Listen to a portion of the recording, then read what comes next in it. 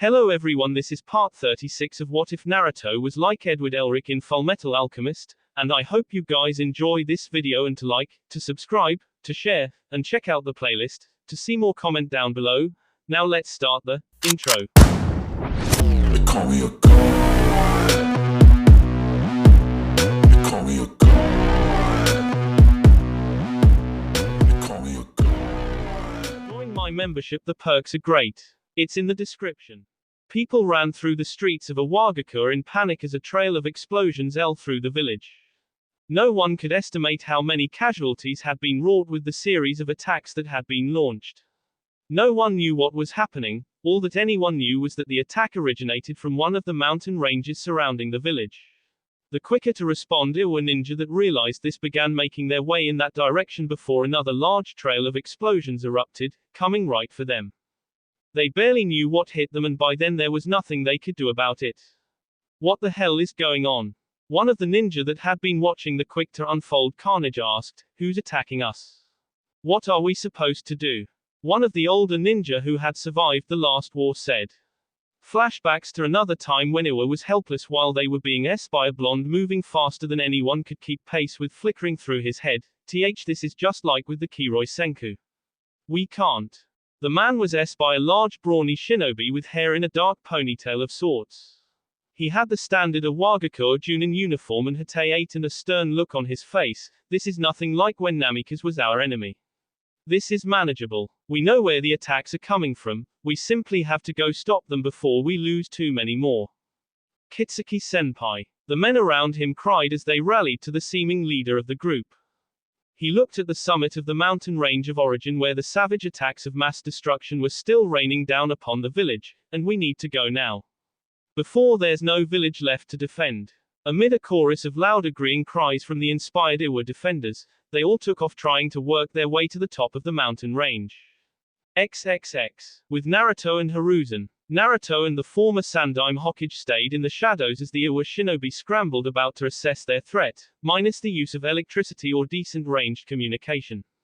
Hiruzen filtered out the sounds of panic and simply waited for their opportunity to infiltrate the Anbu HQ alongside his young partner who had a very stone-faced visage. The sounds of the attack had been expected by Naruto, who was assured by Joshiro that his diversion would be loud, violent, and destructive. Joshiro assured him that a little red stone he kept on his person would ensure that he would break Iwa's focus, if not their will to fight altogether.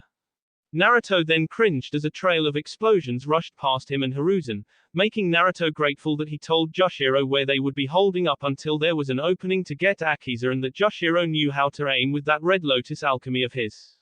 Bastard. Naruto took all of that time learning how to fly and making alchemic shorty see he thought would be cool and useful, and Joshiro could blow up an entire village with a little red stone in the palms of his hands. It really pissed him off. Oh well, Naruto could set a grown man on fire with a snap of his fingers, he didn't have the room to complain. Naruto. Hiruzen said, his eyes locked on the building they were meant to head into. It's time. Naruto nodded and stood up. We have to do this the hard way. I still don't know what the building is made of, so I can't make an entrance. We have to go in and find Akiza-chan ourselves. You're good at fighting in close, right, Sarutobi Gigi? The old man nodded with a smile. I'm the most powerful shinobi Konoha has ever produced from my era, Naruto-kun. I could show you a little something about close-range combat hand to hand. He flicked Naruto's automail arm, hearing the clink of the metal, even with your little prosthetic helper. Naruto rolled his eyes. I'm a shinobi and an alchemist, both of them glorified human weapons. Why shouldn't my body parts reflect that? He motioned for Hiruzen to get moving. Let's do this, or maybe you would like to lead. Hiruzen held up his hands defensively as more of the widespread panic being caused by Joshiro's alchemic assault rang out in the village. Like I said, Naruto-kun, I'm here as your support. This is your mission. Right. Follow me then. Naruto said as he and Hiruzen rushed at the target building. As they entered, they found two guard Anbu on their tail as they broke down the first hallway. Naruto glared behind him and clapped his hands to begin a transmutation. We don't have time for this. He turned abruptly just as they were on his heels and his palms on their faces, completing the transmutation and, for a lack of better term, blew their brains out the back of their heads. Not even giving himself time to dwell on the fact that he had just K2 Anbu with only one attack, Naruto turned back down the hall and continued to run alongside Hiruzen. He hated his opponents like that, it was so unclean, but he had to find Akiza, and anyone that got in his way, well, he was just going to have to get them right out of the way. He didn't have time to feel bad about all of the people that were going to rest today. Equivalent exchange lessons be damned. He knew, and Joshiro knew, that one life was not equivalent to another, and it didn't matter how many people he had to go through to get to Akiza, if they kept getting in his way the number would never be high enough to equal her life. And all of the Iwagakure shinobi he had to run through like a hot knife through butter could only blame one person for all of this. Ryotenban no Onoki, the Sandaime Tsuchikage, couldn't leave well enough alone. And now he had to do what he had to in order to get his sweetheart back. All for a stupid legendary weapon that had existed as a treasure from the time of the Rikudo Sennin, and just to spite him. Well, Naruto was going to give him a reason to spite him after today. After this, the old geezer would have a reason to hate him, if the old fart survived. If Naruto let him survive. Naruto watched as Hiruzen broke off to the side of them down a hallway and quickly dispatched another guard with pure hand-to-hand combat before the victim could even get their hand to their katana to draw as a weapon. Keeping his hand to prevent the man from drawing his weapon, Hiruzen elbowed him in the T 3 times and let him slump to the ground. Of course he finished that quickly, he wasn't Hokage for nothing.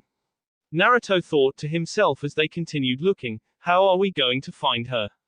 I don't think she'll necessarily be easy to find, and I don't think we're going to be able to get the information from any of these guys in here. He thought to himself as he blocked a sword strike with his auto-mail arm. Fullmetal Alchemist. The enemy yelled in realization at seeing Naruto's arm and the rest of his physical profile. Naruto frowned and formed a Rasengan in his left hand and s it into his opponent's torso, carving into his body and silencing him with a death rattle as his body bounced forcefully off of the wall. Getting sick of getting nowhere, Naruto formed a mess of Kage Bunshin and sent them throughout the base to search. While some were defeated by roaming Iwa ninja, enough remained that Naruto was able to get the layout of the base and figure something, damn it, Sarutobi Jijishi isn't here. Naruto yelled, punching a nearby wall out of blind anger. However, still being off from Kyubi, he didn't feel the normal rush of her power flowing through him from it, thus he calmed himself down. The former Hokage looked at the cracks made in the wall by Naruto's one punch. It's okay, Naruto-kun, we just need to keep looking. There is still one other place she could be. Naruto looked at him questioningly as the old man's face took on a distasteful look. The Tsuchikage Tower could be where she is. Naruto had to fight back a gulp of fear, however what little bit he felt quickly diminished. He had already fought toe-to-toe with a reigning Kage, and this time he had help in the form of a man he trusted instead of just an ally of convenience. Then let's go let ourselves in. Lead the way, Gigi. XXX. With Blank and Eiko. Blank-kun, Eiko said warily as she kept a tight grip on her weapon, are you done sucking down all of that electricity yet? I think I need your help out here. She began slowly backing up towards the entrance of the power station that Blank had sabotaged. You're not getting in there without a fight. A dozen Iwagakure shinobi were bearing down on her with their kunai drawn and aimed. As they all let them loose, Blank appeared in front of Eiko in a lining elemental shunshin and held his hands out in front of him. Raiten, Kyokusei no Cape, lightning release, polarity wall. A translucent blue circle of electricity appeared in front of himself and Eiko, blocking the offending metal projectiles that got caught in the circle and sending them back, forcing the enemy to dodge. Yeah, I'm all charged up, sweetie. He said, turning back to her and flashing her a grin with blue-white eyes that had lost their features. Now it's time to waste this excess crud before I explode. You do that, Eiko said warmly as she sat back and watched Blank prepare his next attack. His body was flickering off spontaneous specks of electricity when he clapped his hands together, making a complete circuit with his body before throwing his arms out at the Iwa ninja surrounding him. Kaminari O Mage, Arc Lightning. 2 bolts of lightning flew from his hands and picked off 2 of the slower Iwa ninja that were unable to dodge. However, when it hit those enemies, it branched off and hit the others. Eiko flinched as the sounds of electricity crackling from her lover's fingers hit the enemy. She could even see parts of them begin to turn black from the damage. The medic in her took over. Blank-kun, turn the jutsu off. I'm beginning to smell them cook. Blank looked back at her and smiled apologetically as he let the jutsu drop, the fried Wagakure ninja force falling to the ground. Sorry Eiko-chan, I've got a lot of energy to burn in 30 minutes. I need some kind of target. She pointed to the side where another squad of Iwa ninja were heading towards them through a mountain pass, 20 of them in all. What rank? Genin and maybe one Junin. Blank answered for her. Wagakure believes in brute forcing problems by throwing manpower at it. I've got the vast majority of them. Do you have my back, medic babe? Eiko shrugged and spun her swallow blade sword around in her hands. If they get this close to me, I'll handle them no problem. Blank nodded and began drudging up mass quantities of electricity to a dangerous amount as it surrounded his body, intimidating the Iwa ninja who had been rushing him confidently until they saw the Konoha Junin simply radiate destructive power. The man who was presumably the leader jumped in front of his squad. Do not be afraid of this man. He's just one shinobi. I'll provide cover. He made a few hand seals and his hands on the ground, forcing a large rock wall to form in front of them all. Hold them here until reinforcements arrive. Blank frowned and fired at the wall with his lightning bolt attacks that wound up penetrating the wall, but the effect was too weak for him to keep trying that tactic. Fine. Blank began crackling with electricity and shot a rather large bolt into the sky before stomping his foot. Time to call it down. Fukushu no Arashi, Storm of Vengeance. 3 large bolts of lightning struck down behind the enemy defensive wall, and as the shouts of the outmatched Iwa ninja rang out, Blank directed the storm with his hands, making sure he mopped all of the forces with his strikes. He let go of the jutsu and ran up the wall before jumping off of the top of it, using the incredible amount of energy flowing through his body to leap higher, high enough to see another group of advancing ninja making their way to the substation he had sabotaged by way of another mountain pass. Blank honed in on it and began descending, his body flickering with unstable electricity. Kaminari Shitaoshi, thunder drop. Blank hit the ground in the middle of the advancing troops hard enough to crack the rocky earth, but as he hit the ground, all of the built-up electricity in his body quickly found its exit as it all swelled out of him and annihilated the hapless foot soldiers. Amid the destruction, Blank stood up and took a deep breath, drawing all of the static in the air back into his body as usable electricity. Damn it. I did that to get rid of energy and I just sucked it all back up. Now I have 25 minutes to get rid of it all or I'm screwed. My own Raiten Geitu, lightning cloak, is going to K me if I don't. Eiko caught up with him, having run after him after he left to finish off the other advancing enemy ninja, so then attack the village itself with your lightning bolt from the sky. She pointed over to the main part of the village where Joshiro's constant attacks were wreaking havoc on the unsuspecting Iwa populace. Joshiro-kun is tearing the place apart, why don't you? Joshiro knows where to aim. Blank reasoned, I don't, and I'll just end up taking people out for no good reason. Joshiro's trying to steer interest away from Naruto and Sarutobi-sama by causing hellish destruction around the epicenter of the town. He's not really aiming for any civs. If I get into it, then all I'm going to hit are civvies. I need to draw enough ninja towards me to defeat with overpowered attacks or I'm done for. Well then do something stupid to attract attention up here to you. She said before him on the shoulder, getting herself shocked for her trouble. Ow. Stupid lightning. Blank grinned, sorry. I can't turn it off right now. You know that. He sighed, alright, here's a big old, here's blank, beacon. Coming right up. He started shooting massive amounts of lightning into the sky. That would have been how he would have wasted the dangerous amounts of electricity in his body, but that would have been wasteful and most of it would have been naturally reabsorbed by him anyway. After a few minutes of making his presence well known, he saw numerous ninja coming from the village below to him. Okay, now it's time for senseless destruction. Fukushu no Arashi, Storm of Vengeance. He began chasing down and striking the attacking ninja trying to get close to his position with his powerful lightning storm as Eiko kept a safe distance away from him. Eventually the attacks on his elevated position stopped, leaving Blank high and dry again with no targets to expel his large quantities of stored electricity on. Eiko frowned when he stopped attacking, though she couldn't see the village from where she was standing. However, she did see the incoming attack on Blank's person. Blank-kun, watch out. Blank turned to his side where a massive stone golem appeared, ready to attack him. He quickly threw up his wall of electricity, however it was right through by the golem, sending Blank flying backwards onto the ground where Eiko was right by his side, taking care not to touch him and shock herself. What the hell was that? He questioned, until he got a good look at the large person that was controlling the golem that was connected to his mouth. Naruto told us about Iwa ninja he had seen before. You must be a Katsuki big man. Eiko stood in front of Blank defensively. I've got you Blank-kun. I'll help you fight. Blank shook his head and moved himself back in front of her. No, you're not. Medics don't fight direct battles and you sure as hell aren't going to when you're the only one that can piece us all back together if we get F up out here. You're staying back and I'm handling this. Go to the rendezvous point. Naruto might need your help if Akiza was T and we both know that she was. Not a single one of these fools will follow you. Eiko pouted at being left out but nodded and vacated the battlefield, knowing that this fight was going to be destructive. Please be careful, and get rid of that power quickly. You only have 20 minutes to blow off the surplus energy. She thought to herself as she got out of range of any of Blank's possible attacks and ran away to the designated area. Just as she left, an entire platoon of Iwa ninja arrived to back up the rotund elite shinobi that was already facing Blank down. I'm not going to lose to any of you.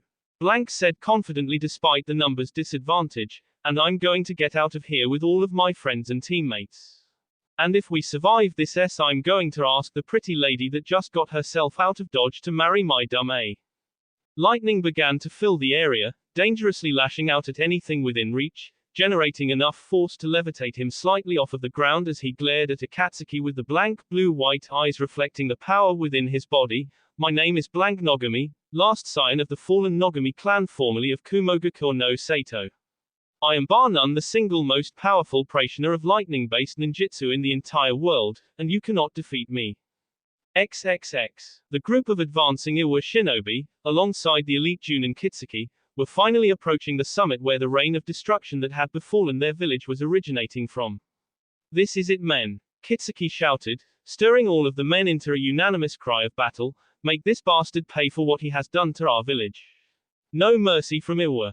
Hey, hey, hey, a voice said in a sinister manner as a thick mist set over the advancing troops, bringing them to a halt. I knew going on this mission would bring me a nice little body count. The voice laughed again. Do you fools know who I am?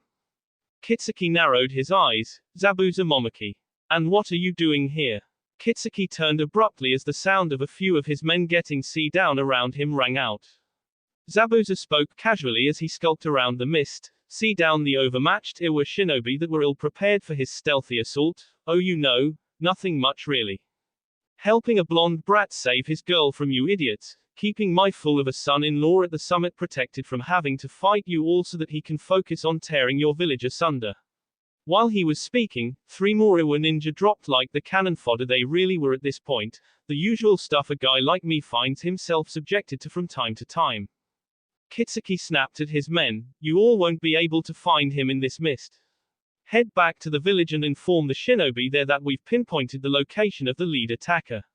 The men received the order and ran away, bringing a round of laughter from Zabuza, and just what is so funny now, demon of the mist. He cringed when the sounds of his retreating men getting by the bunch echoed out in his ears. Did you really think they were going to be able to get away from me? This is my world, you fool. Zabuza taunted him, raising the ire of the commanding shinobi who was now alone in the mist. Now, it's just you and me. For your sake I would hope that you are as good as your station leading these poor bastards would suggest you are. Kitsuki made hand seals and called out his jutsu in response to Zabuza's stalking technique, Doton, Mogaragakure no Jutsu, Earth Release, hiding like a mole jutsu. Kitsuki burrowed underground, eliciting a growl from Zabuza as he had found a way to escape Zabuza's silent K fighting style. What the hell am I going to do now? Zabuza thought to himself as Kitsuki burrowed around. There's no source of water around here so I can't use any ninjutsu. Oh, who cares? I'm Zabuza F. Momoki, the demon of the mist, one of the 7 swordsmen of the mist. I've got Kubikiri Baochu, I'll just see the son of AB to shreds. Just come out so I can put you down. Kitsuki emerged from the ground with a kunai drawn and at the ready as he thought he had found Zabuza only to find nothing but air and mist. This was almost his final mistake as he nearly lost his head to a single swing from Kubikiri Baochu that he ducked. Following through with his mighty swing, Zabuza spun around in a full 360 as he faced Kitsuki again and at the crouching man, missing him as his sword impaled itself through the rock in the ground. Zabuza used it as leverage to kick him hard, knocking him far away with pure brute force, showing the strength that he used to haul his massive sword around through a physical attack. Getting back to his feet quickly, not nearly being done fighting yet, Kitsuki made a snake seal and his palm into the ground. As Zabuza charged in with his sword drawn to rend a body part or two away from the Iwajunan, dust, rocks and all kinds of particles kicked up, obscuring him from the swordsman's sight. Thus when he took his swing he hit nothing. Damn it, he's underground again. Kitsuki was able to track Zabuza underground better than he could above ground and emerged from nearby, swinging a kunai at Zabuza's Achilles tendons, prompting the man to jump to keep his mobility and overall ability to walk, so it's a game of cat and mouse. Above ground he can't see me, below the ground I can't come at him the way I need to. Fine, eventually one of us is going to slip up and then it will be game over. Laughs, I'm game for it. XXX. With Naruto and Hiruzen. After coming up with nothing at the Anbu HQ, the next plan was to head to the Tsuchikage Tower in order to find Akiza. The trip through the village to find the place was very uneventful, well uneventful if you didn't count the sounds of panic and explosions every 15 seconds as uneventful, but for the attacking force it was all according to plan.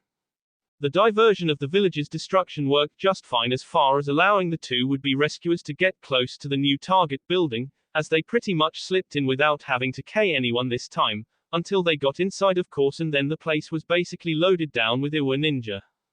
Naruto and Hiruzen had more or less CAB swatched through the Tsuchikage Tower as they almost turned the place upside down to find Akiza, however it was all for naught. I'm so sick of this.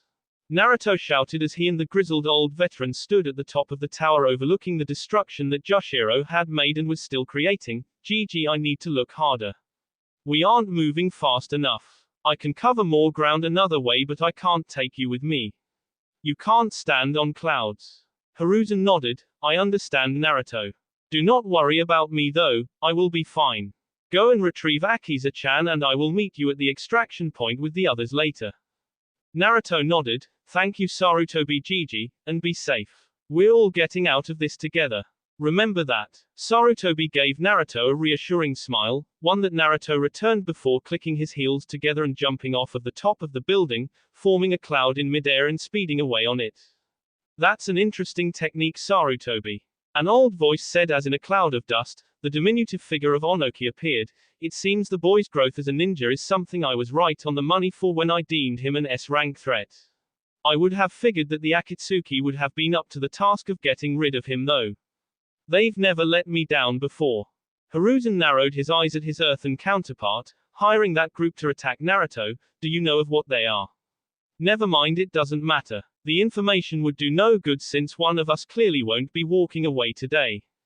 Onoki chuckled. You always were my sworn enemy back during the wars, Sarutobi. Just like my predecessor and the Nadaime Mizukage. They wound up each other in the end though. Maybe this won't end the same way. You don't seem too concerned that your village is being systematically decimated. Hiruzen said, keeping a wary eye on his soon-to-be opponent as another of Joshiro's periodic explosions ate into the helpless village. Concern. Onoki said jokingly, oh number. I'm more furious right now than concerned. My shinobi will annihilate yours and that will be that, and once that's over we'll strike deep at the heart of Konohagakure for orchestrating this. And there won't be a single village that would dispute us for it, they might even join in, and unlike last time there's no Minato Namikaze to save your miserable hides. Konoha has nothing to do with this. Hiruzen said resolutely, this is all us. Everyone that is involved with this attack is already here. We've left all ties to the village behind and the youngsters here are risking their lives and status for the girl that you've taken. He glared harshly at him. As far as I'm concerned this is an eye for an eye. Akiza Tamagawa is an official Konoha ninja after you cast her out of your ranks. It was not our fault that you failed to take into account the valuable tool you allowed her to leave with. You taking her and the weapon in her possession were acts of war. So if you were to really put things in perspective and if you truly want to push blame on Konoha for this you were the aggressor, and everything I've left Tsunade in instruction to our actions will explain it as such. The wily old multi-generational politician smirked victoriously, you have nothing. Onoki bared his teeth at Hiruzen in anger. I will K every single person involved in this attack publicly, after I K the Tamagawa girl in front of whatever survivors there are to let you know the extent of your failure, and your death I will savor the most Sarutobi. Hiruzen laughed. Have you forgotten who I am, Onoki? I'm the god of shinobi. And I've had time to hone my skills since I've left office. You can't defeat me here, but feel free to try if you believe we have a score to settle and I'll show you exactly who I am. I couldn't bring myself to K Orochimaru because he was my student, but you aren't Orochimaru, are you? Onoki and Hiruzen threw K intent back and forth at each other. Good. Onoki yelled at him, I'll crush you and then that blonde rat Uzumaki. And then your village will be next. He shouted before being forced to block a punch from Hiruzen, who picked him up with his free hand and headbutted the old man with his plated helmet before throwing him across the roof of the Tsuchikage tower like a ragdoll. Hiruzen set himself in a taijutsu stance. It seems you're still as physically frail and dreadful at taijutsu as you ever were, Onoki. He taunted, gesturing for the old man to get up. Come on now. Don't tell me sitting behind that desk for so many years dulled you even further than before. Don't you have any bite left in you? Onoki stood back up with a strange cube that had a sphere in its center in his hands. Jinten, Genkai Hakuri no Jutsu, dust release, detachment of the primitive world jutsu. He hurled it at Hiruzen, who moved aside and let the attack hit the roof, the Jutsu immediately turning the roof into dust. As the two powerful ninja dropped to the underlying floor, it seems that for the first time in a long time I'll have to work. Hiruzen's smirk stayed on his face. So I'm historically your superior, I'm superior in technique, and now I can say that unlike you I'm actually not rusty. He tried to throw Onoki off with his taunting mind games as he bit his thumb and tried to make the hand seals for summoning. Tell me again how I'm not going to win this battle. Kuchio's no Jutsu, summoning Jutsu. In a puff of smoke, at Hiruzen's side was his familiar battle companion, Enma. It's been a while, Hiruzen. He said earnestly before looking at Onoki and smirking. Oh, so I get to kick around the old gnome again, do I?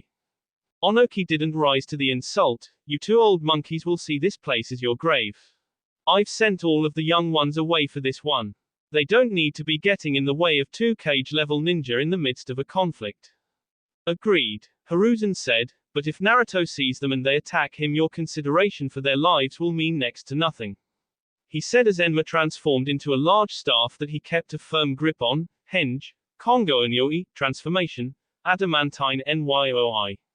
Now let us settle this long-standing score of ours once and for all. XXX. Naruto flew low through the village, dodging the explosions that he could swear Jushiro had set up to aim at him at this point for S and giggles.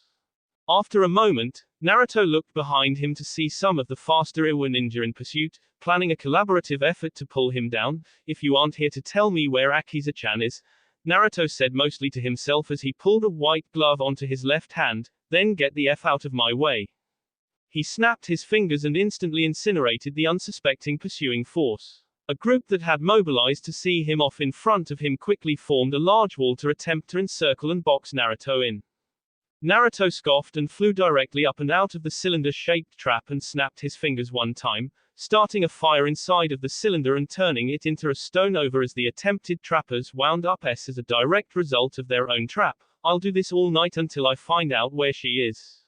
He saw numerous shinobi standing on the rooftops of the village with their weapons drawn in an attempt to get him down and K him. My name is Naruto Uzumaki, the Fullmetal Alchemist, and your worst F nightmare.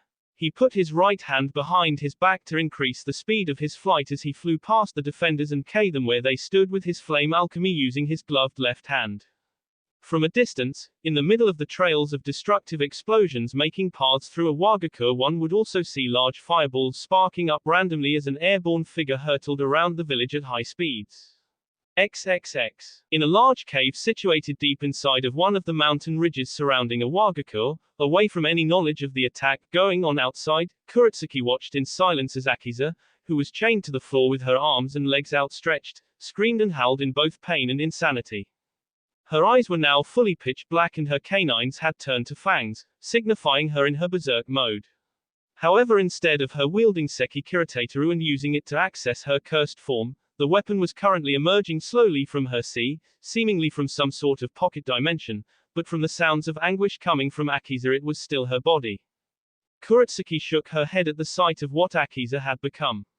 She was chained in the middle of a specialized seal, meant to assist in the extraction of her symbiotic connection to the weapon, as 5 shinobi with relatively high levels of chakra sat outside of the seal and provided the power needed to break the previously mentioned connection. This sounds ungodly. The weapon was almost sticking all the way out of her sea, only the end of the pole still needed to emerge. A dark pulse, almost reminiscent of K-intent, radiated from the weapon like a steady heartbeat. This feeling, along with the entire experience of Akiza's extraction, had left Kuretsuki quite unnerved. What kind of treasure of the shinobi world is this? This weapon seems like something malevolent, not like any of the treasured tools of the Rikudo Sennin that the old man told me about. Akiza let out one final scream that everyone there could have sworn echoed loud enough to seemingly sound out over all of the panic going on around the village. Kuretsuki and the others in the cave covered their ears lest they go deaf from the pain shriek that preceded Akiza's body going limp on the floor of the cave. The weapon that had been the point of all of the trouble came to a rest right beside her, standing straight up, blade pointing to the ceiling, pole on the ground. The group of ninja that had been the ones providing the power for the extraction stood up, tired from using so much chakra for the duration of the ritual, and walked towards Sekikirateru to get a better look, with one even trying to reach out and touch it. Don't lay a finger on it. Kuretsuki shouted in warning. Right now the weapon doesn't have a master. If you try to touch it, it will try to bond with you, and if you don't have the will and power to bend it to your will, it will drive you insane. It's been doented. Akiza here has been the only one in the history of our little village's time with the weapon to be able to use it and keep her wits about her. She then remembered how Akiza's sanity had been fully lost the moment the extraction process started. Of course not anymore. What do we do now, Kuretsuki? One of the men asked. She scratched her head. Well, I guess I'll go and tell the old man that we've finished that stupid weapon out of Akiza. She looked down at her old comrade, too weak to try fighting anymore, but with her eyes still showing the signs of her berserk personality. It's about time for her betrayal to our village. She then began walking out of the cave. You guys stay here until I get back with Grandpa. He'll have some thanks to hand out to all of you guys for a job well done. The men all cheered quietly amongst themselves for finishing the important mission bestowed upon them. After a round of high fives and complaints about how tired they were and how long that took, a few of them looked at the seemingly half-past Akiza. One of the men kneeled down by her and tried to touch her face as she growled threateningly at him. I wouldn't do that, man. One of the other ninjas said in amusement at the scene before him. Look at her. You might lose a finger or two trying to touch her. The man about to touch her smirked and let out a laugh. Yeah, right. Whatever, just look at her. She doesn't have the energy to even blink right now, let alone do anything to hurt me or any of us. He stroked her face and pulled his hand away when she made an almost lifeless move to remove one of his digits and render it to a nub. Ha, you see. Another ninja shook his head. This is really pathetic. Look at her. Keiha would be merciful at this point. The ninja closest to her chuckled. No, I can still think of a few good uses for her if you know what I'm saying. I mean, she might as well help her were somehow, right? Being glorified breeding stock would help, or maybe we could throw her to Han. That might make the psychopath calm down a bit, eh? Snap. The man was instantly incinerated, not even given enough time to scream his last before he fell back away from Akiza and in moments was rendered to ashes.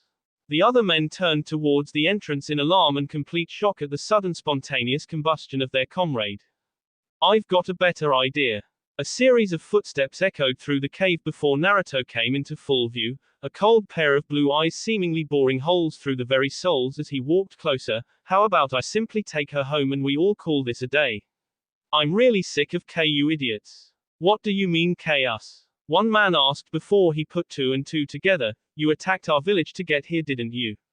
He asked angrily. How many of us did you to get this far, you bastard? I lost count. Naruto said, lifting his left hand to begin the snapping motion with his fingers, and I don't have any problems adding 4 more of you to the body count. It's your choice, live for something, or fight and S for nothing. He gestured with his head to Akiza. You all didn't want her anyway. One of the Iwa ninjas sneered as they all pulled out the kunai to face him down. She's a traitor that must be made an example of. Of course, I guess they always say that one man's trash is another man's treasure. Snap. Before any of them could even smirk or laugh at the bad taste joke, Naruto quickly disposed of all four of them in one burst of his alchemic attack. He sighed to himself before looking down at the entire reason he had traipsed halfway around the world and nearly destroyed an entire hidden village.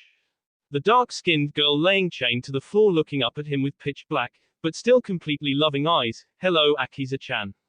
You have a set of lungs on you," he said to her quietly. Fullmetal, she said, in a voice so weak Naruto clenched his fists in anger. He noticed her tattered clothing and the bruises and poorly healed sea that seemed fresh on her person. "What in Kami's name did they do to you?" he said as he kneeled down by her and destroyed the chains holding her down by her wrists, ankles, and torso. "You would never deserve anything like this, never in a million years." He held her close to himself and allowed himself to bask in her mere presence once more for the first time in weeks. "I'm so sorry. I left you alone, I'm sorry.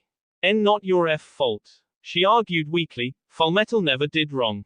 Akiza loves Fullmetal. Fullmetal came for Akiza." Akiza tried lifting her arm to stroke his whisker marks, but her body was far too weak to get it off of the ground. Naruto smiled softly and helped her by grabbing her hand himself and placing it on his cheek. "It's time for us to bug out, let's go home."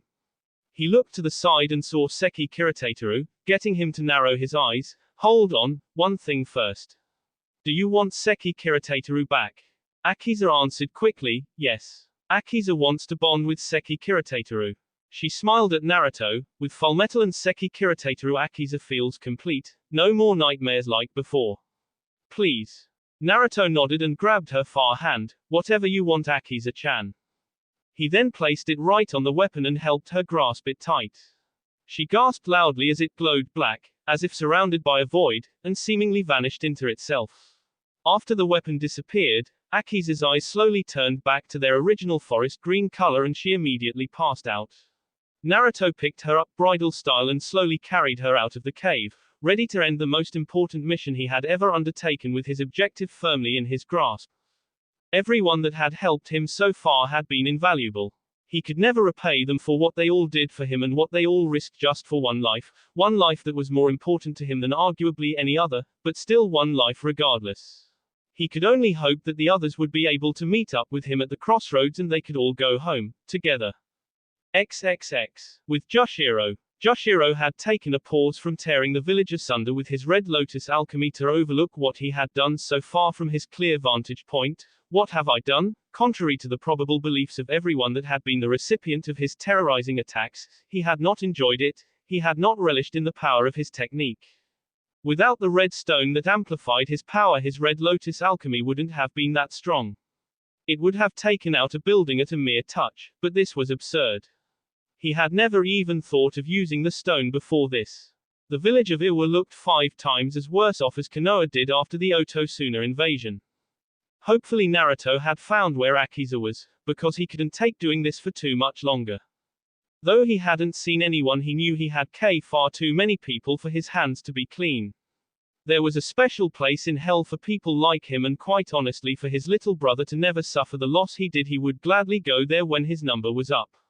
All he could hope for in this point was that equivalent exchange was prevalent in hell, because if not, he was never going to fight off the evils that awaited him when he But he would do it again. He would do it again because Naruto would do it for him. Because that's what brothers did. Get your girl out of there, runt, and enjoy her. Because you and me are going to be getting good and toasty in hell for this when we kick the bucket.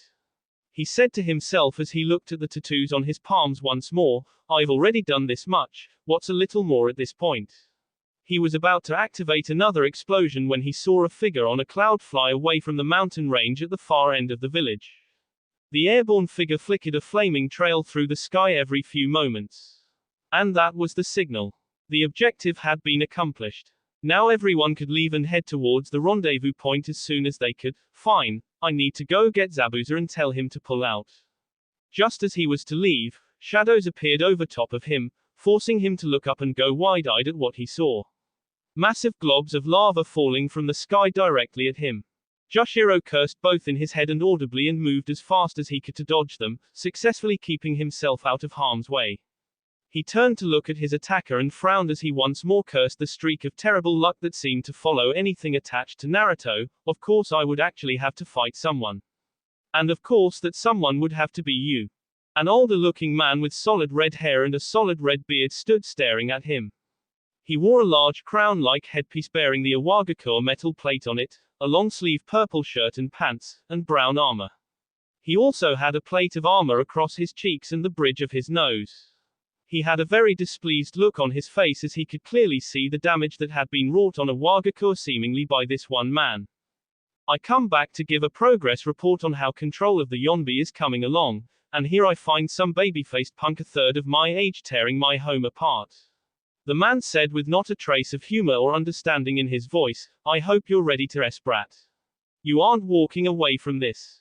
Joshiro sighed, Roshi, the Jinchuriki of the Yonbi no Saru. He chuckled humorlessly, maybe you should be fighting old man Sarutobi. His mild humor dropped as he looked at the pure gold ring on his left hand, surrounded by the 2 metal pieces on both sides of it with alchemic circles placed on them. He K the golden ring and flicked it as a large gauntlet that engulfed his entire right arm. It engulfed every part of the arm like a suit of armor piece and clawed fingers with spikes on the side of the wrist and had a large transmutation circle on the back of the elbow in the subtle design of a yin-yang pattern. Roshi glared at Joshiro and his new armament. It's going to take more than that to beat me, brat. Some pretty little accessory won't even come close to being enough, he said before taking a deep breath and spitting a ball of lava at Joshiro. In response, Joshiro just held up his right arm and braced it with his left, digging his feet into the ground firmly. As the ball of lava forcefully hit his outstretched arm and pushed him back. It hissed loudly as steam flew off of what was then becoming a rapidly cooling rock before actually frosting over and eventually icing over. Joshiro let it drop from his hand and hit the ground. I'm called the Armory Alchemist because I keep coming up with ways to fight and exploit alchemy for my benefit. This is inspired by the most beautiful girl in the world that I am going home to after this is over. My freezing alchemy, this one's for you Haku-chan. XXX. With Naruto and Akiza. A short distance outside of Awagakur on a desolate rocky plain, Naruto found he had to land as the numerous wounds and injuries that Akiza had suffered during her time as a prisoner were coming back to bite her. Naruto set her down gently, as not long after she regained consciousness she cried out in pain, "What's the matter, Akiza-chan? What hurts?" Akiza let out another cry of pain. "There's a parasite in my body that they use for tea. I feel like chewing my limbs off Fullmetal." She whimpered in pain. "It's going to be okay," he said to her, stroking her cheek. "Can you hold out until we meet up with the others? Eiko Nichan is with us, she can help you dull the pain and extract it." "Yes," she said determinedly, "I've put up with it for this long. A little while longer won't be much worse." Her eyes started fluttering. "I'm so tired. I feel so weak. I'm sorry I'm so useless." Naruto shook his head vehemently at her self-deprecating words. "You're not useless. You were a prisoner, you were T, and you had the bond between you and your weapon forcibly removed. Don't you worry about it. Let me handle this." She tried speaking to him again. "What about Iwa? When they realize I'm gone they're going to come for you. They can't catch me." Naruto said, "Blank and Eiko will be fine as long as he can get to a source of electricity. He can jump from outlet to outlet and travel that way with her. Sarutobi Gigi is the man," enough said. "And Big Boss is Big Boss. He'll get out of this. It was all his plan to escape this way anyway. Just sleep, the next time you wake up we'll be in Hai no Kuni." Akiza nodded slightly and allowed her eyes to close, hoping that this time sleep would come more peacefully than any time before in weeks. Naruto sighed and stood up before walking a ways away from her. As he came to a stop he spoke to seemingly no one. "Well, before we do this I just want to say thank you. Thank you for not outright attacking us." The area became humid as steam covered the open plains and the sound of armored footsteps echoed out. "I owe you all a debt myself. You took those bastards of my village down a peg. I truly wish that I could have been able to join you in your attack." Through the steam and into Naruto's sight walked a large armored man. "My name is Han, and I am the one responsible for taking your woman to Iwa. It was not personal, it was my mission and I had to complete it, just like this one." Naruto crossed his arms and looked at the man that stood far more than a head over him. "Why fight me then? Why not just let us go? You know this is stupid, and you don't have any personal reason to do it." Han shook his head. "They'll know I could have stopped you. If I do not fight, they will simply K me and stick the gobi into another. I am designated as a Wagakure's guardian. Naruto nodded in understanding. I have the Kyuubi. And I wasn't really trusted in my village either. As a matter of fact, after this stunt I just pulled, I don't think I'll ever have their trust again, and I can forget about being Hokage. I understand, and it sucks that we have to fight. Maybe we could have wound up friends at some point, like soon as Jinchuriki Gaara. He's the Kazekage now. My name is Uzumaki Naruto. Han's eyes shined momentarily with the prospect of this battle. I know. I was dispatched in case you were around the target when we went to retrieve her. I have wanted to fight you for quite some time, Jinchuriki S. I guess the Kyuubi explains why you are so skilled at it. Then let us battle to the death. It is our destiny as Jinchuriki to meet one another in battle. Only one of us are guaranteed to be able to destroy the other. And destruction is the only thing that we are good for. I don't understand, Naruto said honestly to the seemingly depraved man standing across from him. However, not understanding why he was about to fight didn't stop him from creating his arm blade, but not understanding isn't going to stop you from trying to K me and drag Akiza-chan back, is it? Han shook his head in the negative. Well, in that case I know all I need to understand to get the point that you and I are going to have to fight. Han's armor let out a torrent of steam as the K intent between the two flew back and forth. Naruto still had no contact with Kyuubi, but he would have no option in this case except to win this one without her. Because losing was not an option. Not for him, not for Akiza, not for anyone else on his team. That will be all for this video. Be sure to like, subscribe, share, and comment down below for more videos. Goodbye.